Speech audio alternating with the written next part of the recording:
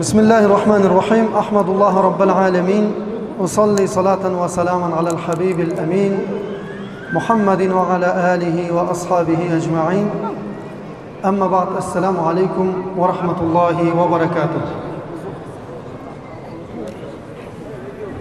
Барлық мадақ мақтауларды әлемдердің Раббысы, мейірімді, рахымды, біздерді жоқтан бар етуші Алла Тағалаға арнаймыз. Адамзаттың асылы, пайғамбарлар падишасы, соңғы заманның пайғамбары Мұхаммедке, о кісіге игілікте ілескен барша момын мұсылмандарға, сіздерге, біздерге Алланың есендігі берекеті болсын. Қалған мынау мешітке деп басып келген қадамдарыңызға Алла Тағала жақсылықтар жазсын. Бұл жиын ізгілердің жиыны, Алла Тағала шарапатты қылған, ең ұлы жер бетіндегі Алланың жақсы көретін жиыны. Біз өткенде айтқанбыз Шымкент қаласында, бұл жер жәннат жері деп аталады негізінде. Пайғамбар саллаллаху алейхи уассалам хадисінде айтады: «Иза марартум раудатан мен риядил жанна фартау» дейді. Егерде жәннаттың бақшасының жанының өтіп бара жатсаң, жәннаттың бақшасының жанынан өтіп бара жатсаң, фартау дейді, яғни кіріп отыра қал дейді солармен бірге. Сонда сахабалар сұрайды: «Я Расулалла, ол не ол жәннаттың бақшасы?» десе, ілім мәжілісі деп айтады дейді. Алланы еске алатын жер. Сол жер не болады екен? Жәннат болып есептеледі екен. Құдай қаласа мына жердегі дүниенің жәннатына қош келіп жатсыздар. Алланың қасиетті мінекей керемет Түркістан қасиетті жердегі шаһардағы Алланың үйіне қош келдіңіздер. Қадамдарыңызға Алла берекеттер берсін. Ғалымдарымыз айтады: егер де сен ол жерге бармағанда дейді, енді 1 сағат, 1,5 сағат болады шығар, уағыз ары кетсе, ол жерге бармай басқа жерде болғаныңда дейді, мүмкін күнә істеп қояр ма едің дейді. Мүмкін күнә істеп қояр ма едің дейді. Бірақ мына жерде 1,5 сағат отырдың, үндеген жоқсың, күнә істемесең де сауап алып кетесің дейді. Міне мына жерге келдіңіз, күнәдан тыйылдыңыз, сауап алдыңыз, дұрыс па? Фадлы, не дейді? Яналу фадлыл мутааллимин дейді. Ілім талап қылушылардың абзалдығына ие боласыз дейді. Қараңыздар. Күнәң кешіріліп кетеді. Міне сондай жиын мынау, Алла Тағала нәсіп еткен. Сол мінекей қош келдіңіздер баршаңыз. Алла Тағала баршамызға пайдалы білім берсін. Мына біздің оңтүстіктегі сапарымыз, сіздер білген болсаңыздар, жаз мезгілі дегеннен кейін барынша ілім жайында айтуға шамамыз жеткенше тырысып жатырмыз. Өйткені жастар телефонның құлы болып бара жатыр, тиктоктың құлы болып бара жатыр. Жастар телефондағы ойындардың құлы болып бара жатыр, және PlayStationның құлы болып бара жатыр. Оның барлығы босқа кеткен, зая кеткен өмір болады. Ертең 1 жыл ойна, 2 жыл ойна, 4 жыл ойна, 5 жыл ойна. Ертең содан кейінгі кеткен артыңдағы 5 жылыңа қарасаң, тек қана өкінішпен қарайсың, болды. Ай, әттеген ай, сол кезде оқып алғанда, міне 5 жыл өзіммен бірдей бала оқып келіп жатыр де. Міне оқып келіп жатыр. Баяғыда мен Сарыағаш медресесіне түскен кезімде 2013 жылы таксиске отырдым, бір таксиске. Сонымен таксис алып келді, ана Жібек жол деген базар бар Сарыағашта, ұмытып қалыптым қазір. Сол Жібек жол базарынан отырдық, ана медресеге қарай кетіп бара жатыр. Ана Жигули деген 4 баланы 4 жаққа шашылып кетейін деп тұр ше. Салдыр гүлдір деген кезде бар ғой. Ойбай жайда деп отырдық. Сонымен айда ұрып келе жатыр. Бауырым, медресеге кетсің ба дейді. Я медресеге жатырмын. До конца оқыш дейді, маған айтады анау. Соңына дейін оқышына медресені дейді. Мен мынау әлі келтіре алмайым дейді, өзегімді өртейді дейді, өкінішше. Медресеге бала апарсам болды, есіме түсіп кете береді дейді. Не болды? Осыдан 20 жыл бұрын оққанбыз дейді біз. Бая 96-98-дерде оққан екен бұлар. Сарыағаш медресесі жағы жігітше. Сол оққан едік дейді. Анау қиын, мынау қиын деп, ауырдың үстімен, жеңілдің астымен үйреніп қалған жаман ғой, нәпсі бар ғой. Ананы сылтаураттым, мынаны сылтаураттым дейді. Сөйттім де қипақ ауылда клубника егем деп кеттім дейді ғой. Клубника егем деп кеттім дейді, қайтып келем ғой. Содан барған жоқпын дейді медресеге. Мені қара дейді. Менімен бірге оққан. Ана муфтиятта сол кезде бір наиб муфти болып тұрған бір кісі бар, атын айтпай қойын. Соны қара дейді да. Мені қара, оны қара дейді. Мен мынау 4 балон шашылып қалайын деп жүрген машинамен жүрмін дейді да. Оларды үлкен машиналармен алып жүр. Ол машинаны қоя бір дейді. Алла қандай көтерді дейді да білім алған адамдарды.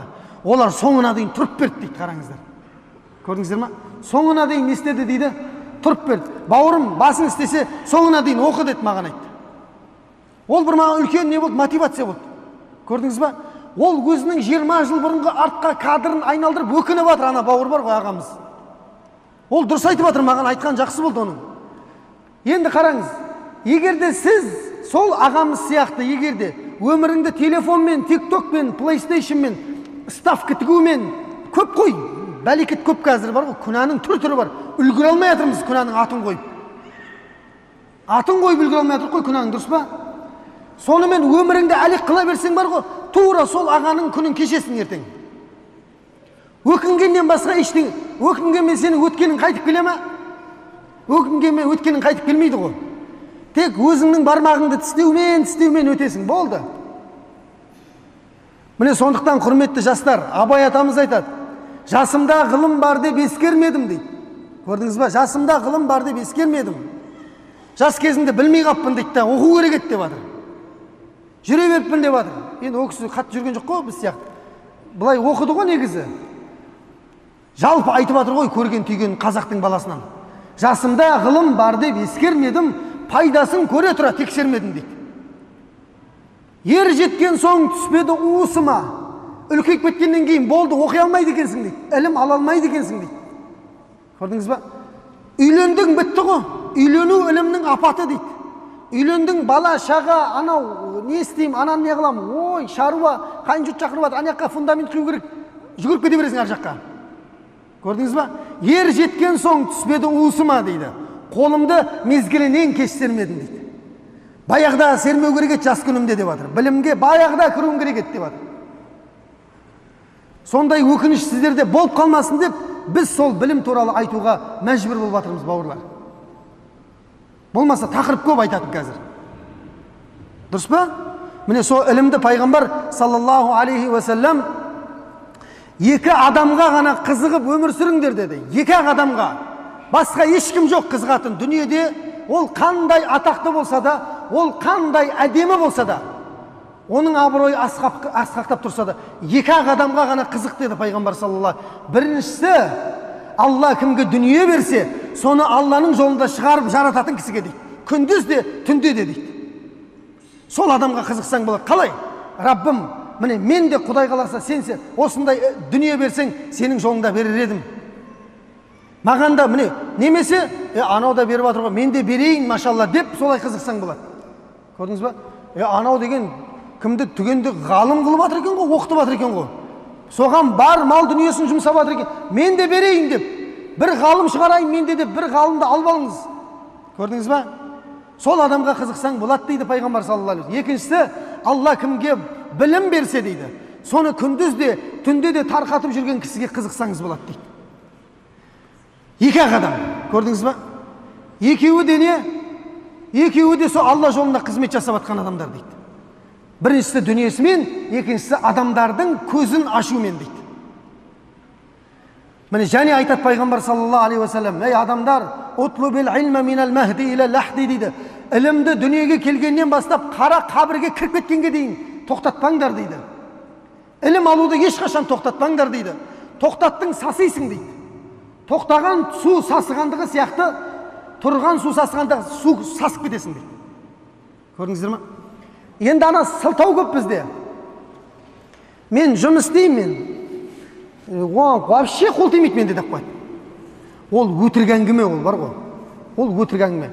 Егер де жұмысыңнан бөлек тағы да бір мына жұмыс шығып жатыр, сен бос уақытыңда айлығы бір 800 мыңнан екен десе бар ғой. Не істеу керек оған десе? Оған түрік тілін білу керек десе, 3 айдың ішінде түрік тілін үйреніп аласың. Ана қосымша жұмыс істеп ақша табу үшін. Көрдіңіз ба? А мына жақта одан да қымбат болған нәрсе тұр ілім деген. Соны үйренбейсің да. Қараңыздар, сылтаудың Ахмар деген кісі болған. Ахмар деген тарихта Харун Рашид деген халифаның несі болған, телохранитель болған, әскер басы. Харун Рашид танисыздар ма? Харун Рашид деген Аббасилер мемлекетінің халифасы болған. Өте үлкен әлемдегі империяның халифасы болған. Соның бұл телохранителі. Оққа қара дей ма, оққа қара. Сол охранасы, жаңа оққа қара қатты ілім алғысы келеді екен да. Өйткені ана патшаның сарайы, бұл сарайда тұр ғой, көріп тұр ғой, кімді келеді. Сарайға кірген ғалымдардың құрметін көрген кезде өзегі өртенеді екен ше. Іші жанады екен да. Не деген құрмет дейді. Мына жерде 24 сағат мен күзетіп тұрмын дейді ананы. Маған ондай құрмет жоқ қой дейді. Мынау не деген аналар орын беріп жіберді, орнын. Патшаның қасына ғалым кірсе бар ғой, орнын беріп жіберіп жатыр ғой, тағын дейді да, қарасай. Тағына ешкім отыра алмайды, патшаның бар ғой, басың кетіп қалады, басың. Мына жерге отырдың ба, біттің ғой, басың кетіп қалады. Бірақ ғалымдарды құрметтеп отырғызған кезде ғалымдар отырмайды да ғой тағына. Бірақ енді құрметтеп не істейді? Отырыңыз, жаңа төрге шығыңыз. Сол орынды беретін не деген мәртебе дейді ғой. Кисаи деген сол Харун Рашидтің балаларын оқытатын грамматик ғалым бар тарихта. Мынау араб тілі грамматикасын оқыған біледі адамдар. Кисаи деген ғалым бар. Кисаи деген араб тілінің грамматикасын ішкен ең ұлы ғалым жер бетіндегі. 3 ғалымның біреуі тіл ғалымдарынан. Филолог болған. Сол сабақ беріп жүреді. Мына қарасаңызшы, білімге деген мына әскердің, Ахмардың ғашықтығын қараңыз. Қол тимейді, мен жұмыста тұрмын ғой, мен сменде тұрмын деп найзаны ұстап тұра берсе болады ғой? Жоқ. Алыстан ана не қамалдың есігінен кіреді ғой. Сол кіргеннен бастап жүгіреді екен алдына, Кисаидің алдына ше. Сөйтеді де грамматиканың сұрақтарын сұрап алып алады екен ше. Патшаның сарайына кірем дегенге дейін неше метр бар? 150-100 метр ма? Кіргеннен бастап 100-150 метр ілім алады екен, сұрақтардың бәрін жауап алып алады екен да. Сөйтеді де дым білмеген адамсы есіктің алдында найзасын ұстап тұра қалады дейді. Шығады ғой анау. Харун Рашидтің балдарына сабақ берген ғой, Кисаи деген ғалым. Содан шыққан кезде есік воротаның сыртына дейін қайтадан жаңағы сұрақтарына жауап ілім алып тұрады дейді ғой. Ана қараңыз. Ана Кисаи күнде келеді екен. Күнде алдынан шығады. Осылай ілім ала берген ғой. Қараңыздар. Осылайша 40 жыл ілім алған дейді анау. Ғалымдардан. Кірген ғалымға жабыса кетеді екен да. Сөйтіп бір күні Кисаи ауырады ғой жаңағы. Ғалым бар ғой, ауыратта. Бұл ауырғанда андай жұқпалы аурумен ауырады. Жұқпалы аурумен ауырғаннан кейін Харун Рашид айтады, балаларыма зиян тиіп кетпесін. Бір мықты шәкіртіңіз болса, соны жіберсеңізші дейді да. Ана балама жұқ кетеді, баланың антивирусы аз деген сияқты иммунитеті. Сонымен бір неңді жіберсей дейді да, өзің мықты шәкіртің дейді. Сөйтіп мынаның сменде тұрмайтын күні бар ғой жаңағы. Сменнен шыққан күні Кисаи шақырып алады екен. Енді мен оңыма сен сабақ бересің деп айтады дейді. Ал Кисаи же жаңағы ғалым, мына Ахмар деген телехранитель айтады дейді. Енді менің орныма сен сабақ бересің деп айтады дейді. Ойбай, мен қалай беремін, мен дейді, мен оқымағанмын ғой дейді. Сен оқығанда білімде бір керемет мәртебеге жеттің деп айтады дейді уже.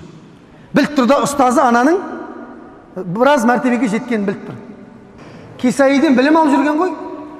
Ауырат төсекте жатыр ғой Кисаи. Сөйтеді де айтады дейді. Мына грамматикадан мына 2 жолды, өлең жолынан мына 2 жолды, мынадан 2 жолды, мына 2 жолды бүгін барып үйретесің деп айтады екен ше. Осылай 8 нәрсені жаттатып жібереді. 4 ілімнен 2-2-ден 8 нәрсені жаттатып жібереді. Мынау барады, сарайға кіреді, сменнен шыққан адам ғой түнде. Сөйтіп патшаның баласына сабақ береді екен. Осылай өмір қайталана берді дейді.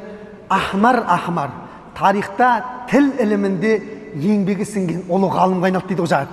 Телехранитель бар ғой, оққа қар. Ал, не дейсіз ал? Мен қолым тимейді деп айтасың ба? Бостан босқа телефон шығып жұмыста отыра бересің. Ол охрана ма, ол басқа емес. Уақыт өтсе болды анау. Осылай отырады, көресің ғой енді. Өмірден үмітін үзіп тастаған, аяқты былай бүйтіп, аяқ бүйтіп қояды, жаңа бүйтіп отырады. Өйтіп істемесе? Істеме. Сменде тұрып та ілім алуға болады. Қазір мынау бар ғой, толып тұр мынаның ішінде. Ілім бар ғой мынаның ішінде. Ана бір ғалымға келіп шәкірті сұрақ қояды, білесіз ғой. Сәл десім мынадай дәу ана ғалымның ше. Үстіне шапан киіп алған мынадай.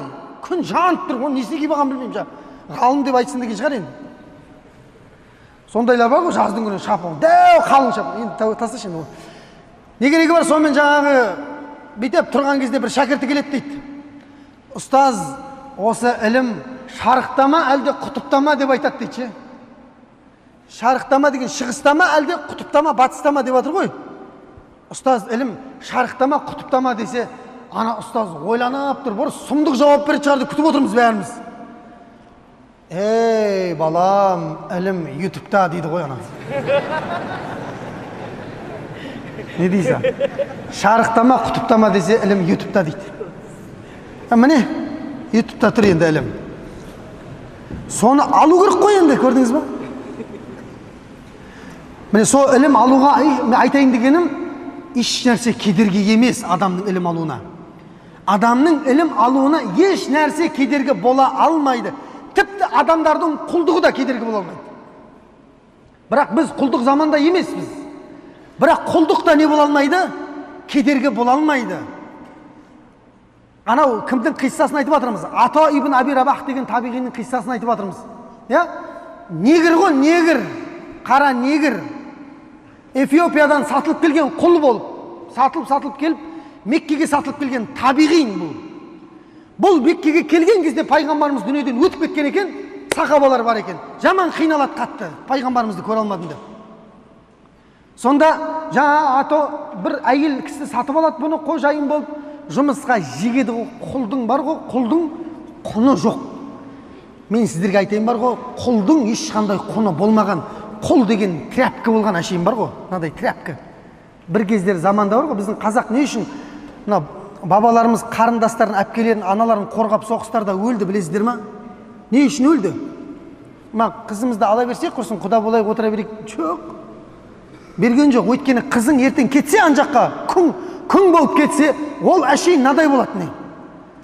Ұстағанның қолында, тістегеннің аузында, кез келгеннің астында жатады ол. Болды, оның ешқандай құны жоқ, көрдің ба? Мынау келетте бір өтіп кетеді үстінен, мынау келетте үстінен бір өтіп кетеді, ешқандай құны қалмайды. Міне құл деген сондай нәрсе, күң деген де сондай нәрсе. Алла сақтасын енді ондай замандардан. Сонда жаңағы әйел кісінің қолына кіреді жұмысқа, сатып алады ғой, қожайын болады. Қожайынға айтады ғой, қожайын, мен мынау кешке дейін істейтін жұмыстың бәрін әбетке дейін істеп тастайыншы дейді. Сосын түстен кейін мен босатасың ба дейді. Неге? Ілім алайыншы деп едім, сахабалар тірі кезде дейді. Ана. Көрдіңіз ба? Құлдығың да тосалмайды ғой ілімнен. Ешкім құл емес мына жерде. Бірақ бос болсақ та ілім ала алмай жатырмыз біз. Сөйтеді де жаңағы қожайыны, ой, машалла, давай ілім ал дейді онда, әйел кісі. Сөйтіп бұл кешке дейінгі істейтін жұмысты әбетке дейін істеп тастайды екен, түске дейін. Сосын түстен кешке дейін ілім алады екен. Сосын түнде тиктокта жатады екен. Жоқ, түнде құдаймен құлшылық қылады екен, жалғыз өзі қалып. Көрдіңіз ба? Өмірін үшке бөліп алғанда рахат. Әбетке дейін жұмыс істейді, түстен кейін ілім алады, түнде Аллаға арнайды екен. Жалғыз қалады да өзі Раббысымен. Сөйтіп, осылайша өмір өтіп жатқан кезде, ана қожайын әйел қорқады бұның ше. Сөйтіп те айтады, қожайын айтады, ато, мен саған бір зұлымдық қылған болмайын дейді. Сен ілімге деген махаббатыңды мен көріп тұрмын. Алла жолында азатсың дейді. Ал керек болатын болса. Құдай ұстай алмайды ғой. Ананың жүрегін клапандарын ашып жіберді ғой, қарасай. Ол әйел білді ма? Ол әйел соны азат етіп жатқан кезде білді ма? Ертең бүкіл дүниені аузына қаратқан ғалым болатын білді ма ана әйел? Білген жоқ қой ол. Көрдіңіз ба? Ато ибн Аби Рабах бүкіл дүниенің ұлы ұстазы болған. Дүниенің, ал не дейсіз ал? Сахабалар тірі тұрған кезде фатуа беретін болған дейді. Не дейсіз ал? Сахабалар тұр, сахабалардан ілімді біреу бар ма? Жоқ қой, пайғамбардан тікелей алған адамдар олар. Сол сахабалар тірі тұрса да, ато келіп фатуа беретін болған дейді. Ал? Көрдіңіз бе? Сол жерден ажырағаннан бастап, Қағбаның жанын 20 жыл төсек қылған дейді. 20 жыл ілім алған дейді, сахабалардың бәрі қайтыс болып кеткенге дейін. Ал керек болатын болса. 3 жыл медресе оқыған кезде түтін шығып кетеді кәдімгідей. 20 жыл түгіл бар ғой. Папа, мен оққым келмейді, тасташ, алып кет мені деп. Папаңа звондайсың бірден. Мына жақта қиналып жатыр, мен Құран кірмей жатыр басы. Құран қақтан кіреді, миыңның 80% тиктокта жүрсе. Или жаңағы соткідегі ойындарда жүрсе. Көрдіңіз ба? 20 жыл бойы ілім алу, енді оған дейінгі жылдары бар. В общем, 25-30 жыл алған ғой ілімді. Арысы берісі да. Сөйтіп енді ол кісі өмірін баяғыда 3-ке бөліп жүрді ғой. Дұрыс па? Енді өмірін нешеге бөлді дейді? 3-ке бөлді дейді тағы да. Енді әбетке дейін сабақ алады, түстен кейін сабақ береді, түнде қайтадан Раббысымен қалады дейді. Көрдіңіз ба? Күшті ма? Міне, өмірді бөліп алған күшті екен да осындай. Өмірді бөліп алсаң, уақыттарыңды жөндеп алсаң, так, мен таң намаздан кейін, Құдай қаласа, ұйықтаймын деп, содан кейін или таң намазына вообще тұрмай ұйықтаймын, сосын обедте 11-ге таман тұрам, сасып, сосын бет қолымды жуам, обед дайын тұрады, обед пен таңғы асты қосып ішем, сөйтем де қайтадан пешінен кейін бір көзім ұйқы келіп атса егер жалғастырып жібере салам, болмаса сотке шықылап, жаңа не қылам, көрдіңіз ба? Өміріңде вообще жүйе жоқ қой, қалай болса солай пытыр-пытыр өмір сүріп атсың әйтеуір. Қалай болса солай, дым жүйе жоқ. Бір кішкентай мына бөліміне бір жақсылық істеп қалайын, білім алып қалайын деген кіріп шықпайды басыңа, вообще кіріп шықпайды. Түркістанда мешіттен көп нәрсе жоқ. Мына оңтүстік Қазақстан білесіздер ма? 1000-ға жуық мешіті бар, жалғыз ақ облыс Қазақстанда. 1000-ға жуық мешіті бар. Түркістан облысында, 1500 ба? 1500 дейді таны керек болатын болса. Тағы қосайық ба? 2000 дейікші, тағы 500 салынып жатыр, Құдай қаласа. 1500 мешіті бар, жалғыз облыс мынау, Түркістан облысы, Шымкент, оңтүстік Қазақстан. Деп аттасаң болды, алдыңнан ұстаз шығады бұл жақта. Көрдіңіз ба? Сұрауы жаман болады оның. Сұрауы жаман болады. Бар ілім, ғалым иесінен, ілім иесінен сабақ алмадың ба? Алланың алдында не деп жауап бересің ертең? Не деп жауап бересің? Қолым тимеді деп айтасың ба? Қолым тимеді десең, ана пайғамбарларға жібереді. Қолы вообще тимеген пайғамбарларға жібереді. Дәуіт пайғамбарға жібереді. Вообще оның қолы тимеген, білесіздер ма? Постоянно шеберханада соғыста адамдарға уағыз айтып, вообще қол тимеген оның. Бірақ мен қолым тимейді деп жаттым ба, ілім алмай? Жоқ, жатқан жоқ қой.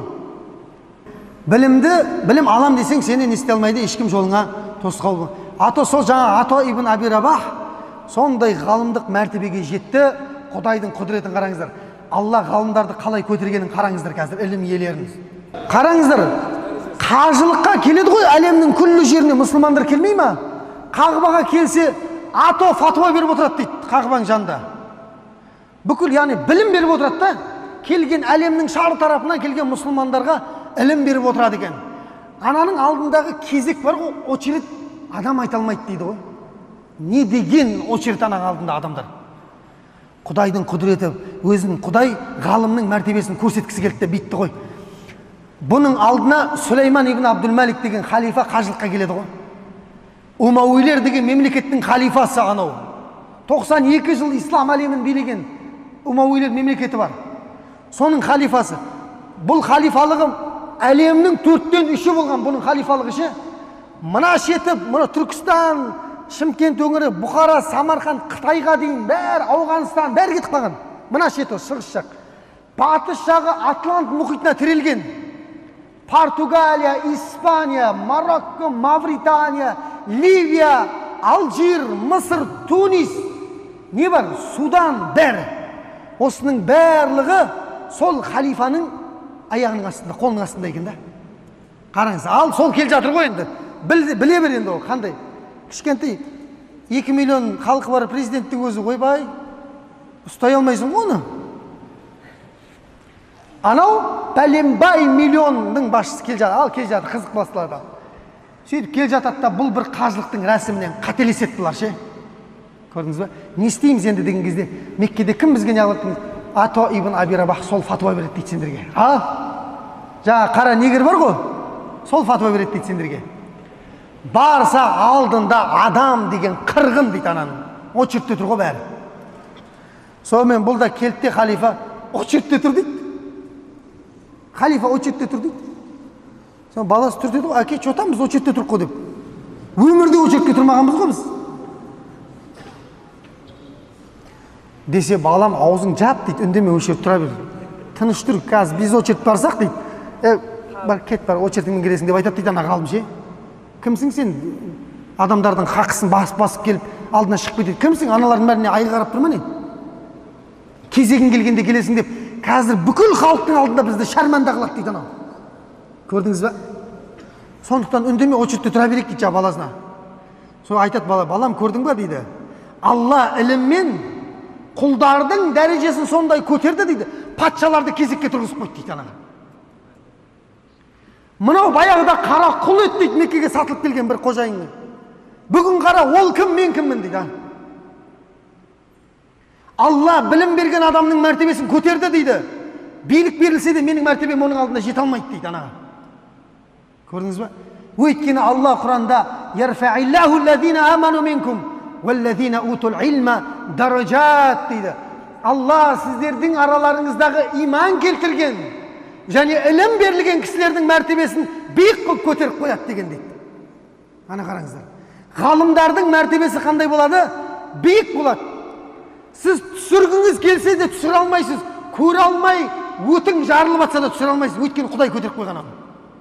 Жарылып кетіп көре алмай. Құдай көтеріп қойды, оны ешкім түсіре алмайды. Өзі түсетін уақыты келеді. Егер де ол тәкаппарланып картошканы жаратын болса.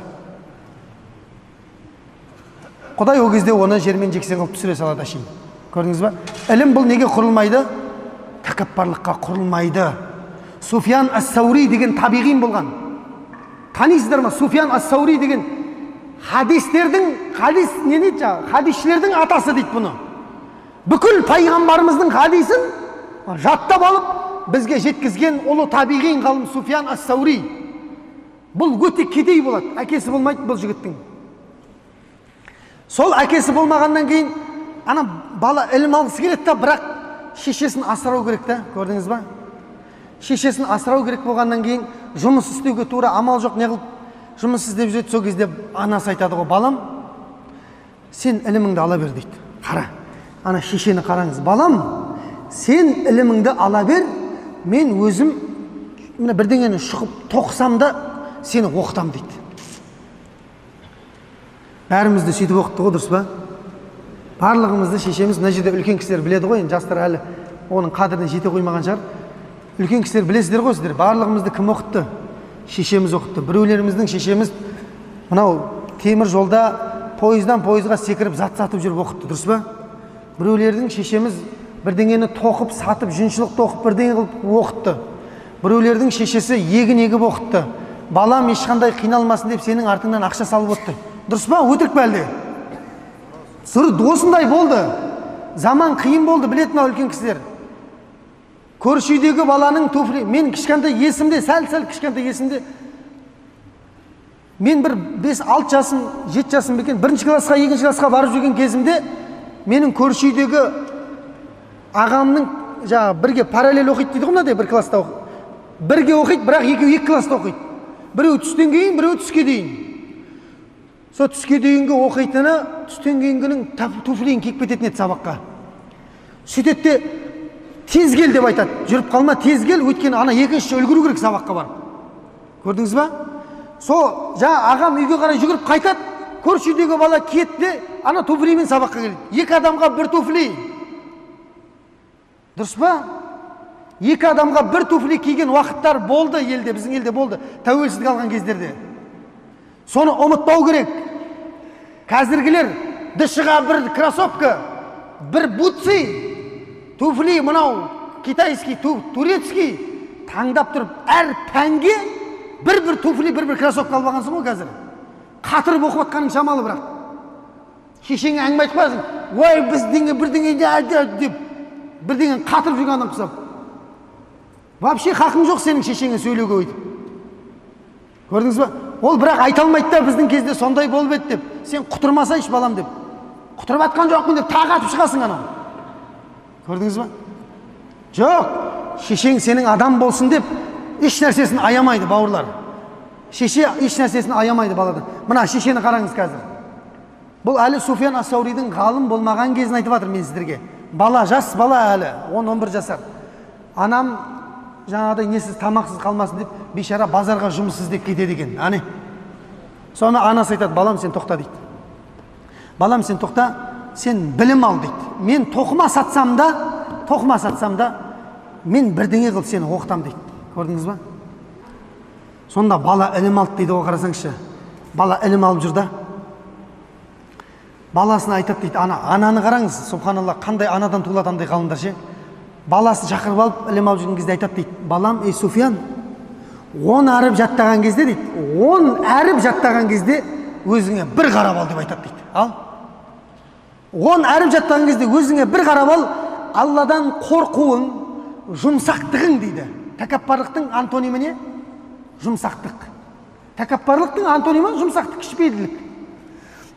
Алладан қорқуың, жұмсақтығың, салмақтығың артты ма, әлде одан басқа жаңа қарама-қарсы нәрселер артып жатыр ма дейді да. Өзінше болып, біз 10 әріп жаттағанбыз, сен неше әріп жаттағансың деп. Әлде сондайың артып жатыр ма сенің? Bir қарап қой, 10 әріп жаттасаң өзіңе бір қара дейді. Құдайдан қорқуың артып жатыр ма, әлде тәкаппарлығың артып жатыр ма дейді. Егер де тәкаппарлығың артып жатса, осы жерден тоқтата қой ілімді деп айтады дейді. Ал егер Құдайдан қорқуың артып жатса, онда жалғастыра бер ілімің, тоқтата бер деген сөзі, ертең білімің саған зиян болады деп жатыр өзіңе, көрдіңіз ба? Өйткені шайтан да бір кездері ілім иесі болған дейді. Міне осылай айтқан екен. Сол бала Суфиян ас-Саури, мына қарасаңшы, мына жерде не дейді? Хадисшілердің имамы дейді, атқа ие болған екен да.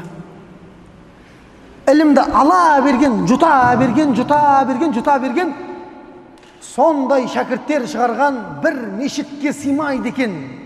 Шәкірттер бар ғой, пайғамбарымыздың хадисін риуаят еткен кезде шәкірттер сыймайды мешітке. Өте көп шәкірттер.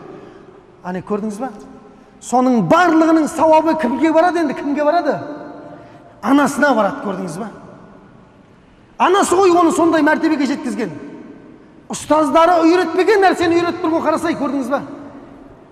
Кейбір ұстаздар жаттап келе бер деуі мүмкін да? Шешесі айтып жатыр, 10 әріп үйренсең өзіңе бір қара дейді.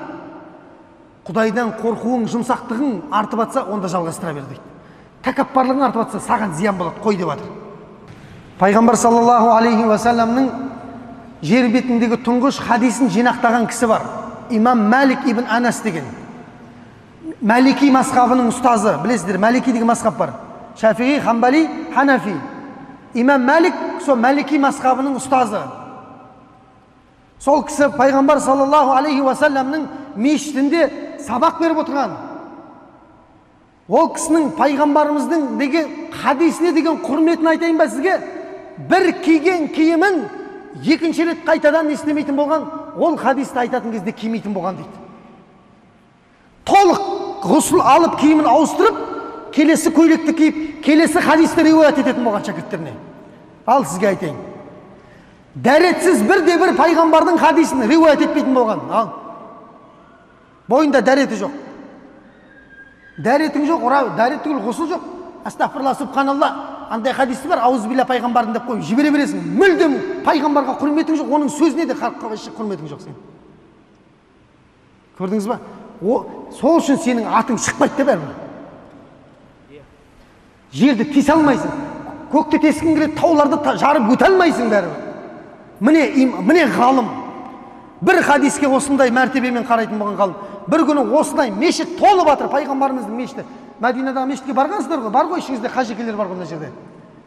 Көр, сол мешітте сабақты беріп, пайғамбарымыздың хадисін риуаят етіп отырса, біреу бір күйдіргі біреу мына жақта есіктен кіріп кетті дейді ғой жаңа. Әй жамағат, Мәдинаға піл кіріп кетті деп айтады дейді. Піл. Пілді білесіздер ғой, мынада мұрны бар, сол пір кіріп кетті дейді ғой. Мәдинаның халқы вообще піл көрмеген ғой. Піл ана неде Эфиопияда, Африкада өмір сүреді ғой. Қазір Түркістанға жер ап кіріп кетті десем, мына жерде жартысымыз кетіп қалайын тұрған жерде. Былай қара, бегамот екеуі жүр екен десе. Сол кезде ана жаңағы отырған шәкірттері бар ғой, тұрды да бәрі, ойбай, піл көреміз деп жүгіріп шығып кетті дейді далаға. Міне жаңа, мына жерден шығып кетіп жатқандарға айтып қояйын. Піл келген жоқ, бірақ сонда да шығып кетіп жатыр ғой. Сонда бір ғана шәкірті қалып қойған дейді мына жерде. Бір-ақ адам отыр, мына мешіт жоқ қой, не дейсіз, не керек енді? Содан да өкпе бар ма ұстазға? Содан да қатты тиетін нәрсе бар ма ұстазға? Қатты ренжіген ғой, ана шәкірттердің барлығына қатты ренжіген. Пілді менен артық көрді бұларды. Көрдіңіз ба? Сөйткенде мына шәкіртіне айтады дейді, сен де барсай бар піл көруге деп. Неге бармай қалдың сен? Десе, ана шәкірт айтады дейді ғой, субханалла. Ұстаз дейді, мен Мәдинаға, анау Андалусиядан дейді. Андалусия деген қазіргі Испания. Бауырлар, қазіргі Испания, баяғы ислам мемлекеті Андалусия деген. 800 жыл мұсылман мемлекеті болған ол жер. Тарихты оқысаңыздар білесіздер. Сол Андалусия, білесіздер ма, неше мың километр Мәдинаға дейін? 7.000 ба, білмеймін, 8.000 ба километр шығар, Құдай біледі ше. Біздің Қазақстан нашетімен нашет қанша километр? 5 болса, онда точно анау 8-9 мың километр ғана. 8-9 мың шақырымды. Самолет жоқ. Испаниядан Мәдинаға тікелей рейске билет алып жіберші дейтін. Барселонадан ше. Самолет жоқ, немен келіп тұр ол? Жаяу келіп тұр ғой, жаяу. Жолда керуенге мінген, есекке мінген, өйткен, бүйткен. Ойбай, өміріңнің жартысы өтіп кетеді ғой, 8-9 мың километр жүріп келем дегенше. Сол шақырымдарды тастап дейді, ұстаз, мен піл көруге келген жоқпын дейді Мәдинаға. Мен имам Мәликтен хадис жаттауға, ілім алуға келдім деп айтқан. Ырза болған ғой ұстаз, анаған риза болған кәдімгідей. Соған арнап бүкіл ілімін берген дейді, ана имам Мәлик бар ғой. Дүниеде қазір имам Мәликтің Муатта деген кітабы бар, оқыңыздар. Оққанда арабшаңыз бар ма? Арабша үйреніп оқыңыздар, қазақшаға да аударылып қалар иншалла. Дүниеде 2-ақ риуаятпен жеткен имам Мәликтің кітабы, 2-ақ риуаятпен. Соның ең сенімді риуаяты осы шәкіртінен жеткен екен. Имам Яхья ибн Яхья әл-Лайси деген кісі. Қараңыздар. Ұстаз оған бүкіл несін берді? Бар көңілін, махаббатын берді ілімге. Анау дүниенің ғалымы болды ғой, не дейсіз? Андалусиядағы бүкіл мұсылмандар айтады. Андалусиядағы мұсылман. Біздің елге имам Яхья әл-Лайси сияқты іліммен ешбір адам оралған емес дейді, ал керек болар mesela. Андалусияда ондай адам жоқ дейді, тең келетін. Ана қарай. Қаяқтан алып келіп отыр ана ілімнің бәрін. Пілі көруге қашып шығып кете беретін болсаң мына жерде, онда саған баяғыда Абдуғаппар ұстаз айтқандай поқиым жоқ. Көрдіңіз ба? Дым шықпайды сенен. Мына шыбынға қарап отырасың аспанға. Мына жерін қиып салмаңыздар я. Қиып салудың мастер-класстары. Мынадай сөзді. Осы воды неге түсірме дейтін ше. Соткіге түсірме дейтін осы да. Мен осындай әңгімелер жіберем арасында. Соны қиып аласыздар да сал жібересіздер. Ертең біреу бізге болды қой осы жерден уағызың десе, сосын болды бітті. Өз-өзімізге балта шауып атық та. Міне тұр ғой, міне дәу бір көз тұр, міне алдында міне тұр, міне. Қорқынышты түрі мынаның бар ғой. Содан қарайсыздар ертең. Качество мощный сіздікінен де. Болды түсірмей қой, зачем ол түсіріп? Подписчик жинап алайын деп жүрсіздер ме әлде? Қараңыздар, со Андалусияға ондай ғалым ешқан Қуртуби деген білесіздер ғой, имам Қуртуби деген ғалым. Оның өзі анаған жете алмаған дейді ілімде, ана қараңыздар. Тәпсірдегі ең ұлы тәпсірдің біреу имам Қуртубидің тәпсірі. Оның өзі анаған жете алмаған дейді ғой, не дейсіз ал? Көрдіңіздер ма? Сондықтан мына тұрып мешітке барған кезде шығып кете беретін бауырлар, камераға айтып, мешітте шығып кете беретін бауырлар, шығып кете бермеңіздер, сізге ілім бермейді Алла тағала. Тікелей эфирге айттым камераға. Осыны қиып саларсыз иншалла. Мешіттен шығып кете беретіндерге деп. Тақырыбы мощный қылып жазасыз қандай қылып, шок деп жазыңыз да астына.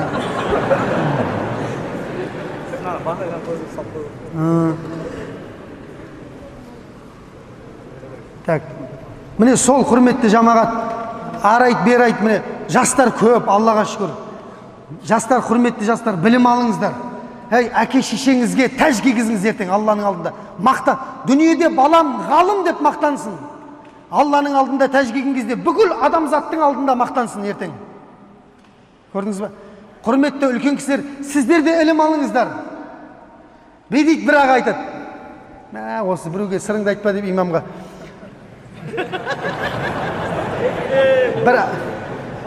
Бір аға айтады.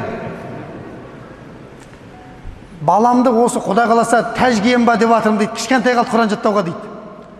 Ертең жаттап бітсе, сол тәж киеміз ба деп отырық деп қояды. Мына жағында тілден шұңған бір братан отырады дейді ғой. Аға, эгоист екенсің жаман дейді да. Неге? Өзің тәж киіп аласың дейді да ертең. Сені дүниеге әкелген әке шешең кимей тұрады дейді да ана жерде. Неге сен өзің жаттамай жүрсің дейді. Көрдіңіз ба? Сондаймыз ғой. Мен баламды бүйтем. Балаңа лақтыра бересің бәрін ше. Балам ше. Өзің ше. Неге оқымайсың өзің?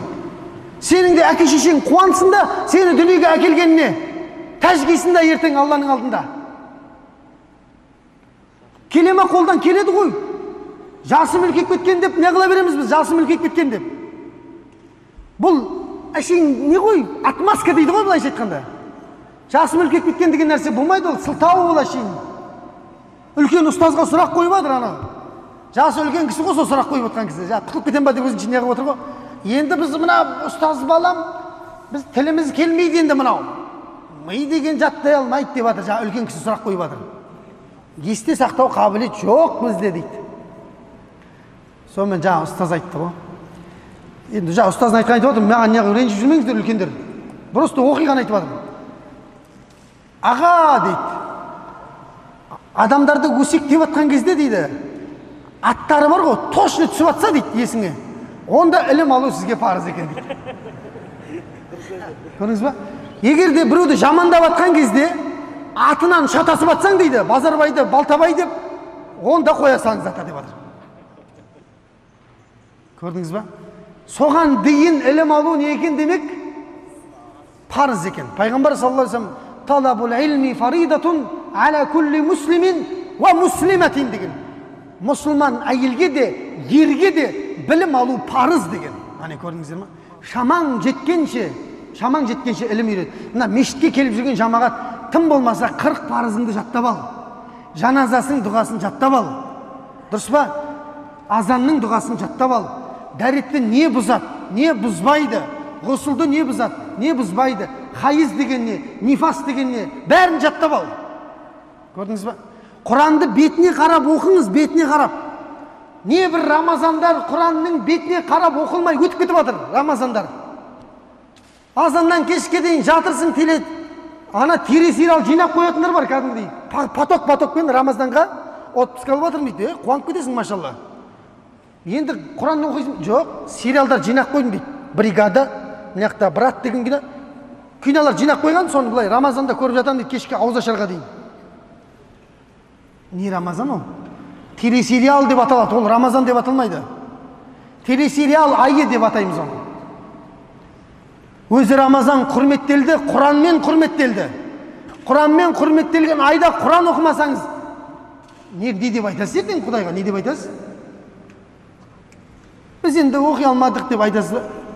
Қандай сылтау бар білмеймін мен айтатын ше. Өзімде сылтау жоқ айту, соны білемін. Қол тимейді деп айтасыз ба әлде тиктоктан неден? Жоқ, ешқандай сылтау жоқ. Ешқандай үзір жоқ. Міне құрметті жамағат, сол ілім парыз. Жастар құрметті, миың істеп тұрған кезде миыңды тиктокқа құрта берме.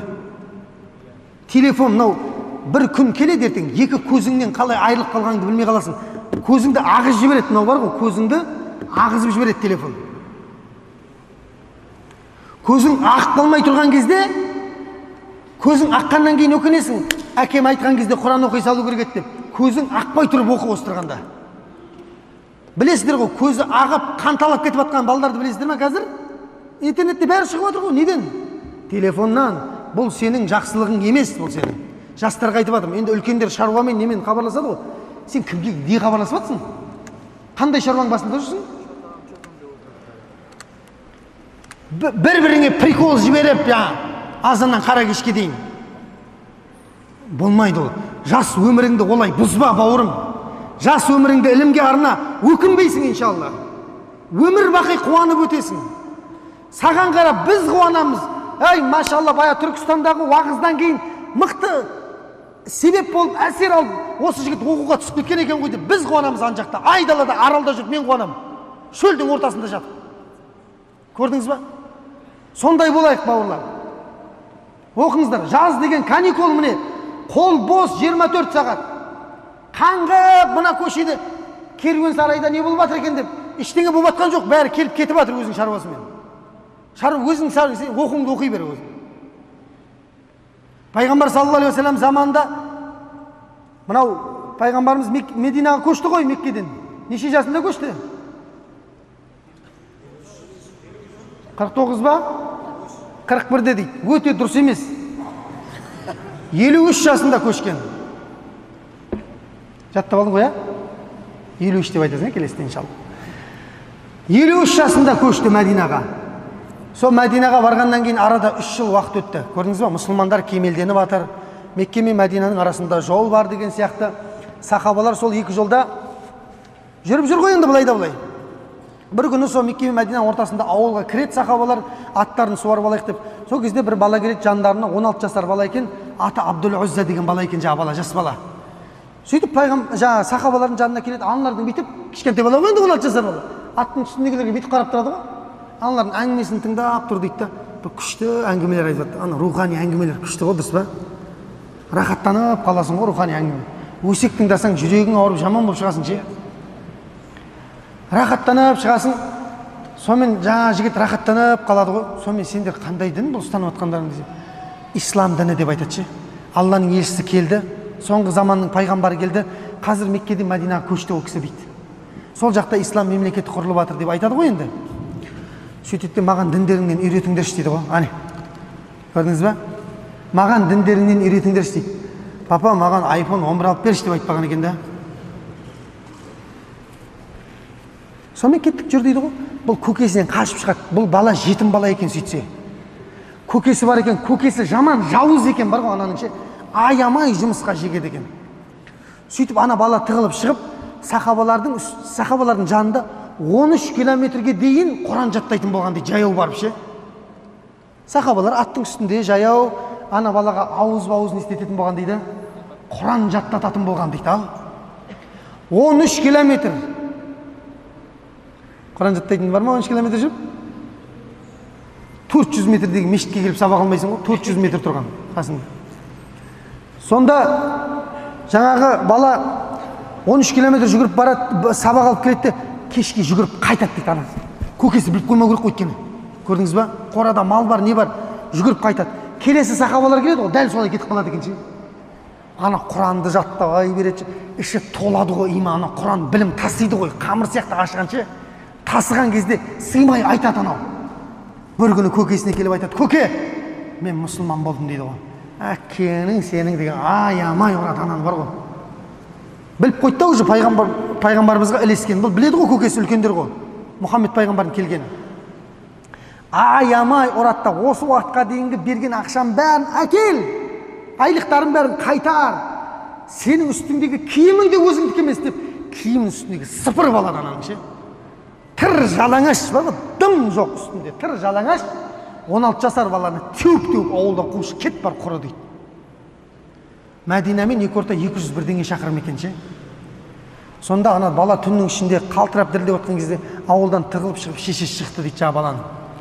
Шешесі шығып балаға үстіндегі көйлегінің жартысын жыртып, орамалын жыртып бүйтіп үстіне екі орап, мына үстіңе орап ал, мынаны астыңа орап ал, әуретің жауып ал деп баланы жолың болсын дейді олар. Қаққа баратыр енді бала? Мәдинаға қарай кетіп бара жатыр. Көрдіңіздер ма? Ойлаңыз, сіз мына Түркістаннан шәуілдерге кешкісін бар десе бар ғой, духың тұрмайды мына жерге. Ойбай, мен жындардан қорқам, мен бәледен қорқам деп. Ойбай, бірдеңе алып кетпей ме екен мен деп. Дұрыс па? 50 километр жер мынау. 60 километр ме екен ары кетсе. Бара алмайсың. 16 жасар бала бара алмайды. 16 жасар бала далаға туалетке шыға алмайды. Үйдің ішіне істеп қойғанбыз туалеттің бәрін. Сондай қорқақ қыз.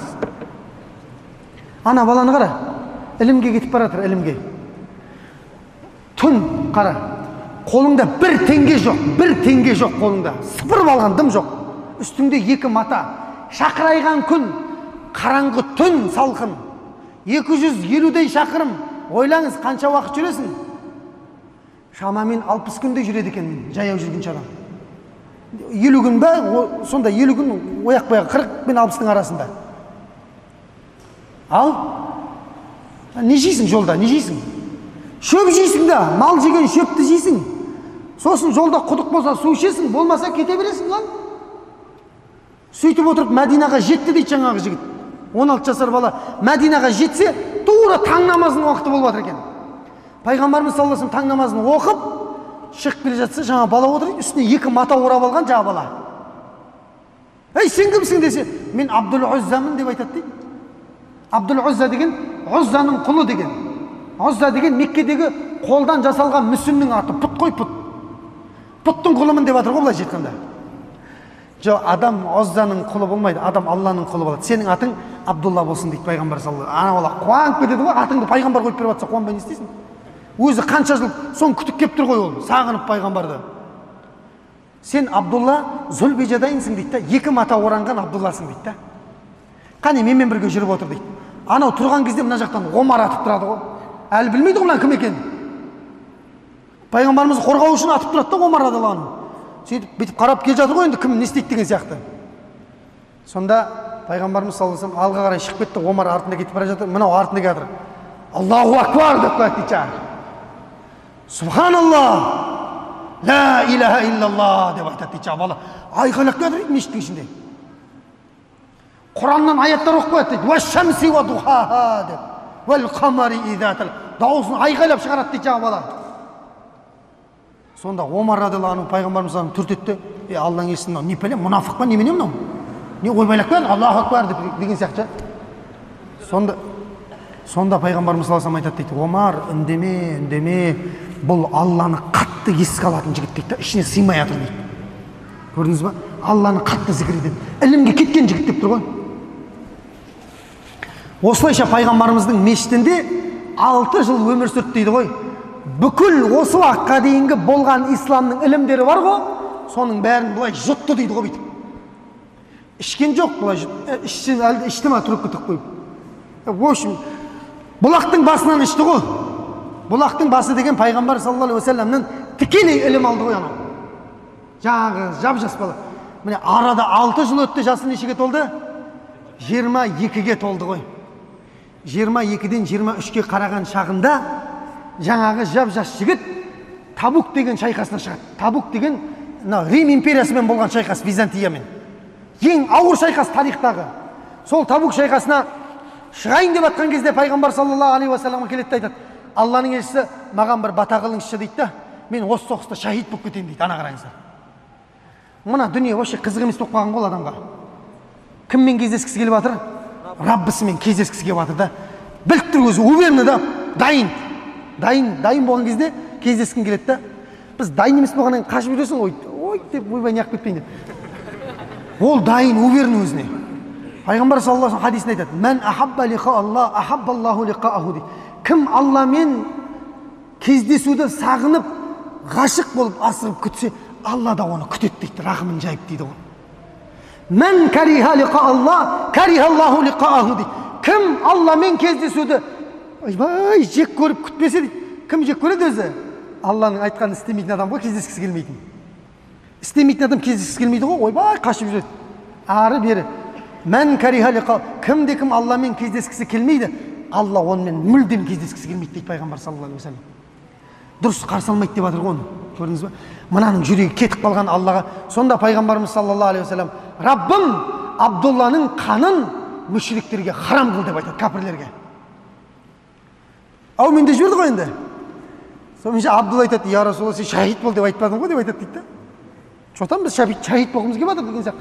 Сонда пайғамбар саллаллаху алейхи вассалам, "Ей Абдулла, адам шахид болу үшін соғыста мертігі болуы міндетті емес" дейді. Адам жәннати болу үшін Меккеде өмір сүру міндетті емес деген сияқты. Адам қызуы көтеріліп температурамен өлсе де шахид болады дейді пайғамбар саллаллаху алейхи вассалам. Айтқандай ақ қой, барат Византия империясы соғысқа келмей қалады ар жақтан. Пәленбай 1,5-2 ай 3 ай күтеді, келмейді, содан кейін қайтады. Жолда қайтып келе жатқан кезде жаңағы Абдулла таң намазының алдында ауырады ғой, қатты ауырады. Сөйтсе бұның температурасы көтеріліп кеткен екен ше. Ана ауру температурасы сандырақтайсың, білесіздер ғой, температура деген жаман қатты ауру. Аурудың жақсы жоқ. Аурудың жақсысы кім айтады ғой, бір ағамыз, қотыр деп ше, қассаң қаси бергің келеді деп. Ол да жаман бірақ.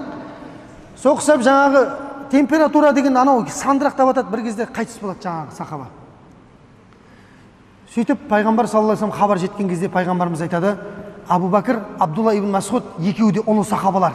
Екеуі де тақуа, ғалым сахабалар. Екеуің барып қабірін қазыңдар дейді. Екеуі қабірін қазуға кетеді. Ең мықты екі сахаба қабірін қазып, не дейсің ал? Бізде не дейді?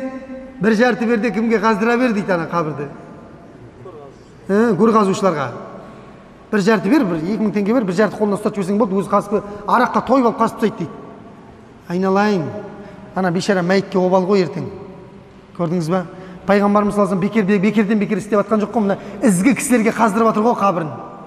Ана екеуі қазды дейді ғой қабірін. Сөйтіп дайын болған кезде пайғамбар саллаллаху алейхи вассалам келді де жаназа оқыды дейді жаңағы жігітке, Абдуллаға, 22 жасар жігіт. Сөйтті де пайғамбар саллаллаху алейхи вассалам бүйтіп дұға қылды дейді ғой: Раббым, біз Абдулла Зүлбижадайынға разымыз деп айтады дейді. Ал сен де разы болып күтіп алшы деп айтады дейді.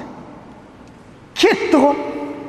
Пайғамбарымыздың дұғасы миллион пайыз қабыл ғой, миллион пайыз жетпейді оған. Қабыл кетті ғой, кетті. Енді Алла оны қалай күтіп алады? Разы болып рахымымен күтіп алады да Абдулла Зүлбижадайын.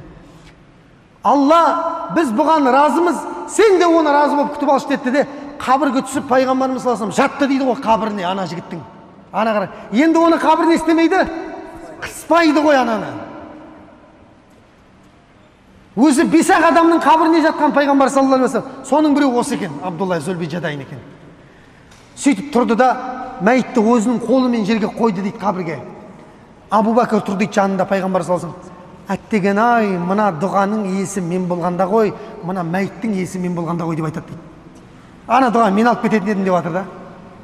Сөйтсе мына жақта Абдулла ибн Масғуд тұр дейді ғой. Ойбай ай, пәленбай жыл пайғамбарға қызмет жасадың ғой, мына дұғаны мен алғанда ғой деп айтады дейді.